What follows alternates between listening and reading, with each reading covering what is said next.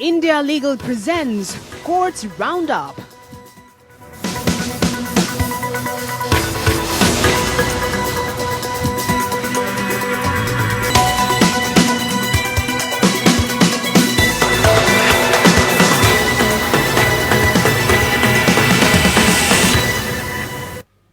नमस्कार, मैं हूं आपके साथ पूजा कविया गोमा। कोर्ट्स राउंडअप में आप सभी का स्वागत है। इस बुलेटिन में अगले आधे घंटे हम आपको कोर्ट से जुड़ी तमाम छोटी बड़ी खबरों से रूबरू करवाएंगे। कोर्ट की कार्यवाही और सुप्रीम कोर्ट से लेकर हाई कोर्ट और लोअर कोर्ट तक के फैसलों को आपके सामने रखेंगे। लेकिन आगे बढ़ने से पहले डाल लेते हैं एक नजर हेडलाइंस पर।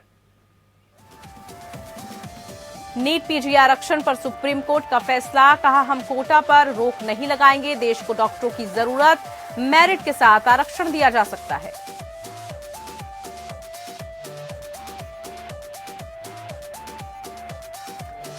एनजीओ के एफसीआरए लाइसेंस रद्द करने के केंद्र के फैसले को चुनौती देने वाली याचिका पर सुप्रीम कोर्ट करेगा जल्द सुनवाई। 6000 से ज्यादा एफसीआरए पंजीकरण किया गया था रद्द।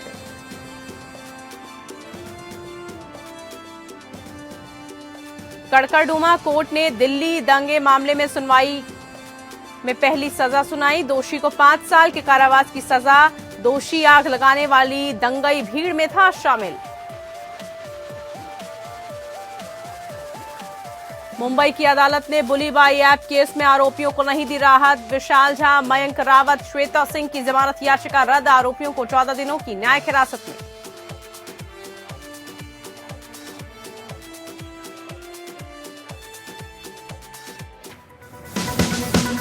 India Legal presents Courts Roundup.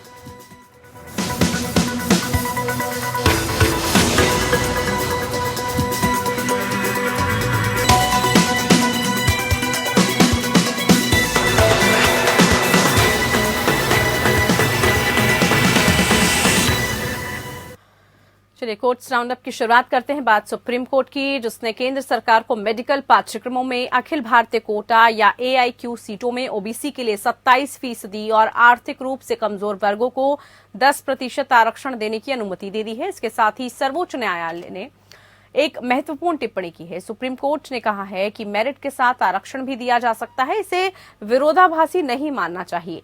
Supreme court ने यह भी कहा कि आरक्षण वितरण प्रभाव को बढ़ाता है, उच्च अंक योग्यता के लिए एकमात्र मानदंड नहीं है।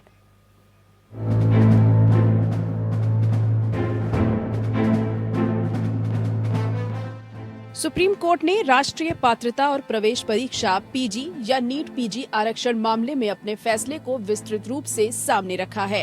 सुप्रीम कोर्ट ने कहा है कि आरक्षण योग्यता के विपरीत नहीं है, बल्कि इसके प्रभाव को समाज में आगे बढ़ाता है।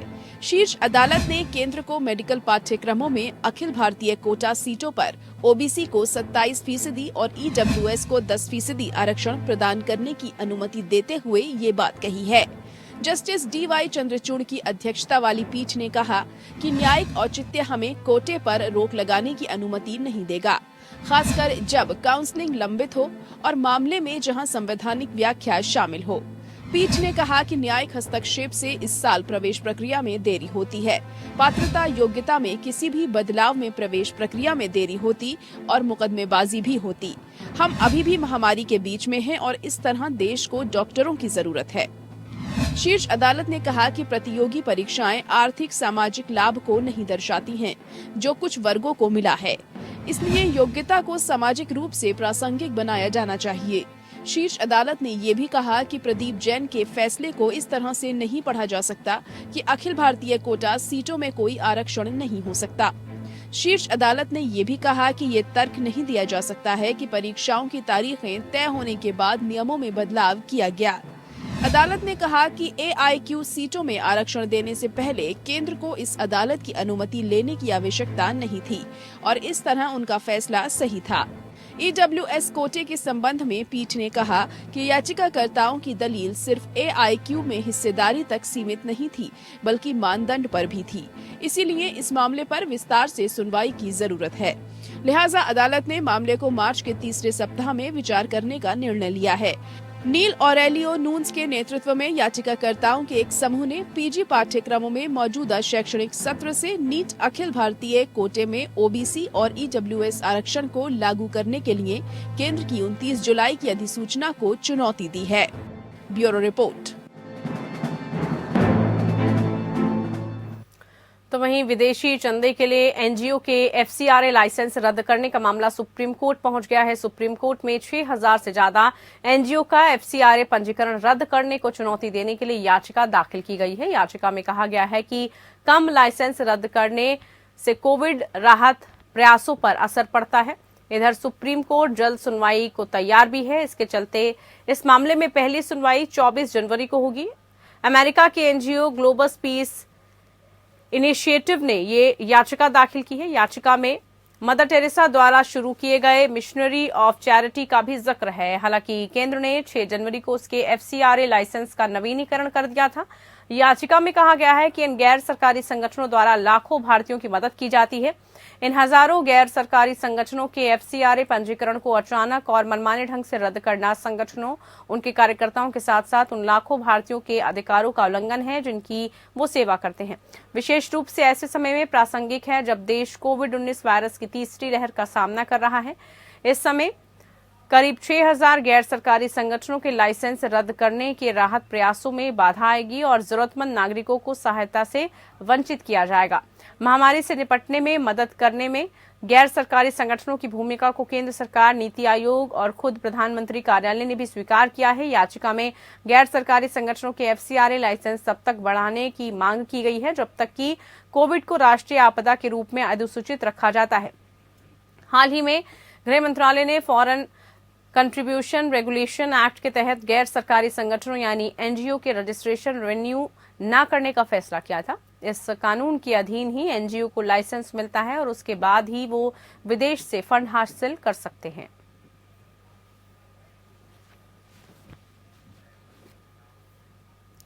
वहीं सुप्रीम कोर्ट ने सीबीआई द्वारा जांच की जा रही एक हत्या के मामले में पश्चिम बंगाल की मुख्यमंत्री ममता बनर्जी के नंदीग्राम चुनाव एजेंट और इसके सुपिया को गिरफ्तार से अंतरिम सुरक्षा प्रदान की है। सुप्रीम कोर्ट ने सुपियन को गिरफ्तारी से राहत देते हुए उनके मामले में 164 के तहत दर्ज किए गए बयानों को भी तलब किया है। जस्टिस एल नागेश्वर राय और बीआर गवई की बेंच ने सुपिया को अंतरिम सुरक्षा देने का आदेश दिया और मामले को आगे की सुनवाई के लिए 31 जनवरी को सूचीबद्ध किया। अदालत कलकत्ता उच्च न्यायालय के सुपियन की याचिका को खारिज करने के आदेश के खिलाफ एक अपील पर सुनवाई कर रही थी। बनर्जी, जिन्होंने नंदीग्राम से चुनाव लड़ा था, चुनाव हार गई थी। हालांकि उनकी पार्टी ने जीत हासिल की थी। दरअसल एसके सुपन्या विधानसभा चुनाव के दौरान नंदीग्राम में मुख्यमंत्री ममता बनर्जी के चुनाव एजेंट थे। इन पर चुनाव के बाद हुई हिंसा में बीजेपी कार्यकर्ता की हत्या का आरोप है, जिसकी जांच सीबीआई कर रही है।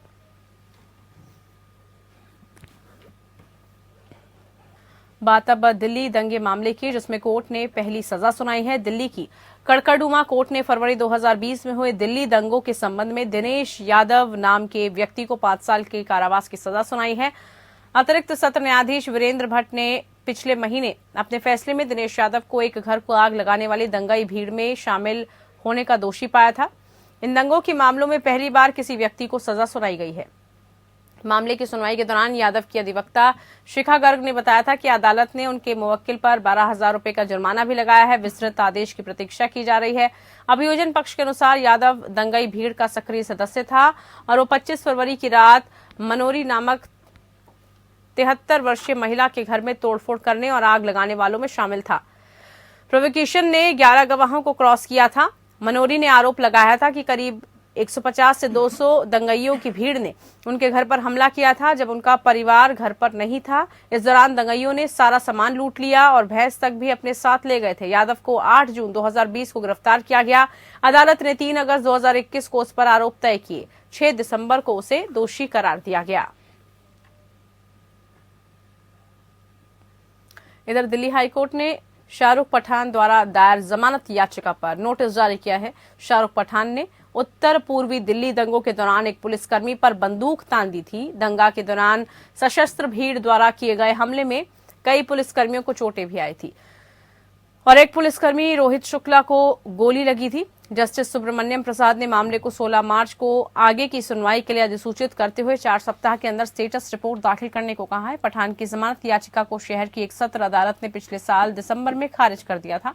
अदालत का मानना था कि संबंधित स्थान पर लगे नजदीकी कैमरे के सीसीटीवी फुटेज में दंगाइयों में उसकी मौजूदगी दिखाई जा रही है। पठान की ओर से पेश वकील खालिद अख्तर ने सुनवाई के दौरान एमएलसी में समय के बीच विभिन्न विसंगतियों पर प्रकाश डाला था, जब शुक्ला को कथित तौर पर गोली लगने से चोट लगी थी और सीआरपीसी की धारा 161 के तहत उनके बयान दर्ज किए गए थे। उन्होंने ये भी कहा था कि पठान 3 अप्रैल 2020 से हिरासत में था और मामले में जांच पूरी हो गई है। आगे तर्क दिया गया कि पठान गवाहों को धमकाने या प्रभावित करने की स्थिति में नहीं है और मुकदमे में लंबा समय लग सकता है, जिससे जमानत की मांग की जा सकती है। खालिद ने यह भी कहा कि क्योंकि पठान के खिलाफ 2 मामले दर्ज हैं, जांच एजेंसी ने एक अन्य एफआईआर से साक्ष्य लिया और उसे वर्तमान एफआईआर के तहत झूठा फंसाया है। अदालत ने अभियोजन पक्ष की ओर से पेश अनुज झांडा को मामले में स्टेटस रिपोर्ट दाखिल करने के लिए कहा। कोर्ट ने कहा कि पठान पहले ही लगभग 1 साल और 9 महीने से हिरासत में है और एफआईआर में भारतीय दंड संहिता की धारा 302 के तहत अपराध में शामिल नहीं है। फिर आरोप पत्र भी दायर किया गया है। घायल पुलिसकर्मी रोहित शुक्ला ने बयान दिया कि पिछले साल 24 फरवरी को लोगों को 2 समूह थे। उन्होंने ये भी कहा कि गैरकानूनी सभा हिंसक हो गई और पथराव शुरू कर दिया गया। इस दौरान एक व्यक्ति ने उस पर पिस्तौल से गोली चला दी।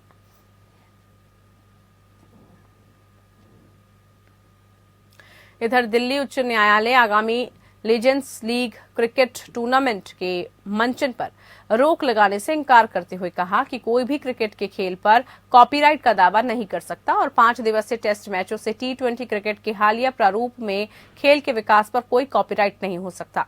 हालांकि एकल न्यायाधीश न्यायमूर्ति आशा मेनन ने लीग के आयोजनों को निर्देश दिया है कि वो मैचों के संबंध में अपनी कमाई और खर्च का स्पष्ट लेखा जोखा रखें और टूर्नामेंट के पूरा होने के 1 महीने के भीतर इसे कोर्ट के समक्ष दाखिल करें। अदालत ने प्रतिवादियों को समन भी जारी किया है, जिसमें उन्हें 30 दिनों के भीतर अपनी लिखित दलीलें दाखिल करने को कहा गया है। वादी को उसके बाद 30 दिनों के भीतर प्रतिकृति दाखिल करने के लिए भी कहा गया है और मामले को 26 अप्रैल को संयुक्त रजिस्ट्रार के समक्ष आगे के लिए विचार की सूचीबद्ध किया गया है। द लीजेंड्स लीग क्रिकेट गुरुवार से शुरू होने वाला है, जिसमें 3 टीमें इंडियन महाराजा, एशियन लायंस और वर्ल्ड जायंट्स प्रतियोगिता में भाग लेंगी। युवराज सिंह, वीरेंद्र सहवाग, शाहिद अफरीदी, शोएब अख्तर के साथ साथ केविन पीटरसन, जैक कैलिस और कई अन्य समेत सेवानिवृत्त क्रिकेटर खिलाड़ी ओमान के अल अमरत क्रिकेट ग्राउंड में होने वाले मैचों में खेलने जा रहे हैं। अंत में कोर्ट ने कहा कि मैचों के आयोजन का उद्देश्य मौद्रिक लाभ प्राप्त करना है और इसलिए यदि मैच नहीं होते तो प्रतिवादी, खिलाड़ी, प्रायोजक, मीडिया पार्टनर और जनता को बड़े पैमाने पर नुकसान होगा, जिसकी भरपाई नहीं की जा सकती।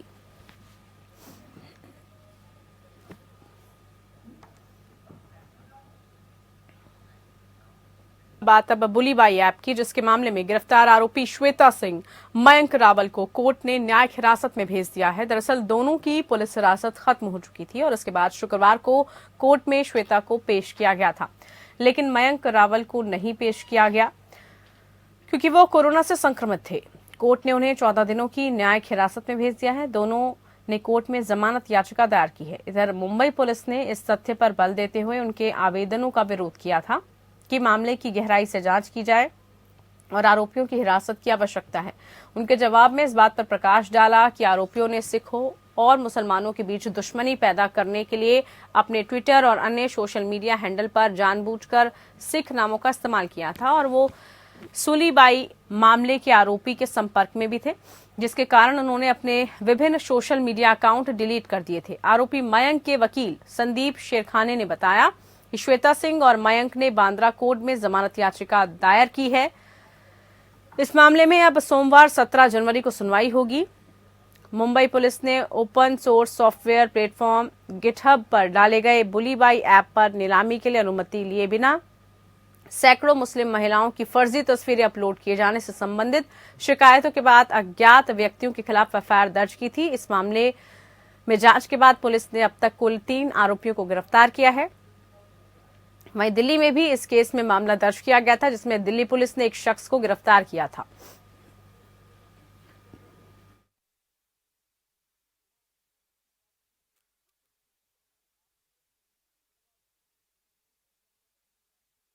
मुंबई पुलिस ने शिकायत मिलने के बाद केस में मुंबई साइबर सेल ने छात्र विशाल कुमार झा को बेंगलुरु से पकड़ा था। बाद में उसे गिरफ्तार कर लिया गया था।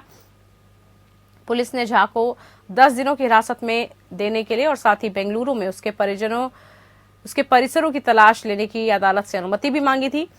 वहीं मुंबई की एक स्थानीय अदालत ने 21 वर्षीय इंजीनियरिंग छात्र विशाल कुमार झा को 10 जनवरी तक के लिए मुंबई पुलिस की हिरासत में भेज दिया था।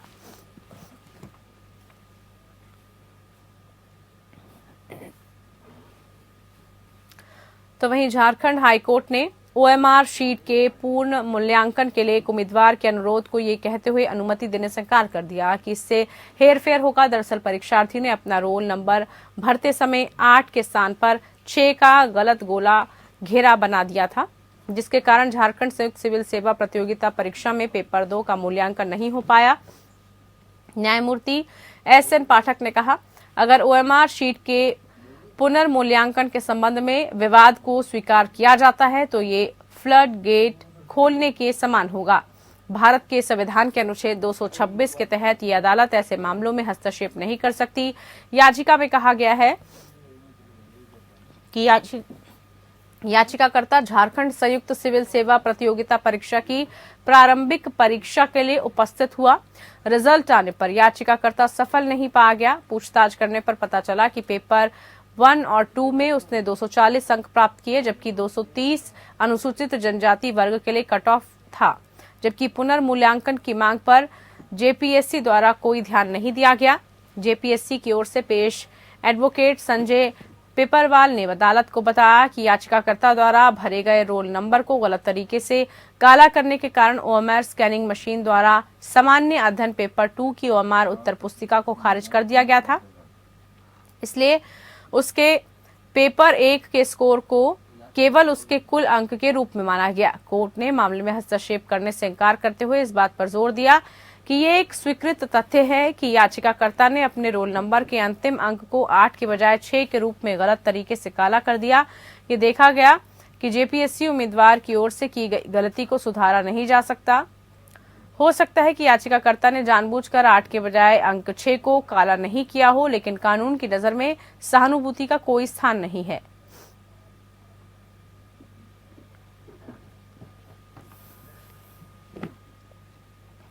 तो वहीं उत्तराखंड की एक स्थानीय अदालत ने पिछले साल हरिद्वार में आयोजित एक धर्म संसद में मुसलमानों के खिलाफ आपत्तिजनक टिप्पणी करने वाले अभद्र भाषा के आरोपी यति नरसिंहानंद की जमानत याचिका खारिज कर दी है।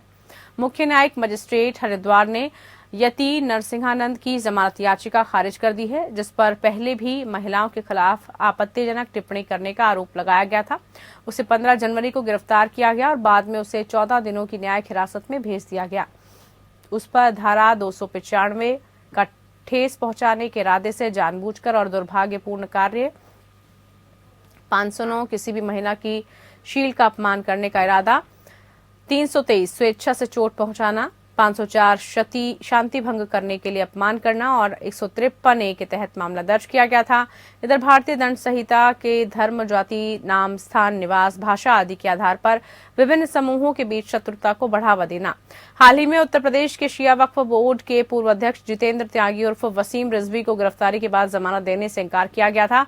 त्यागी के खिलाफ धर्म संसद में अभद्र भाषा के मामले में धारा 153A के साथ ही धारा 298 यानी कि धार्मिक भावनाओं को आहत करने के लिए शब्द के तहत मामला दर्ज किया गया था। इस महीने की शुरुआत में सुप्रीम कोर्ट ने केंद्र और उत्तराखंड सरकारों को एक जनहित याचिका में नोटिस जारी किया था, जिसमें पिछले साल हरिद्वार धर्म संसद में मुस्लिम समुदाय को निशाना बनाने वाले कथित अभद्र भाषा की जांच की मांग की गई थी।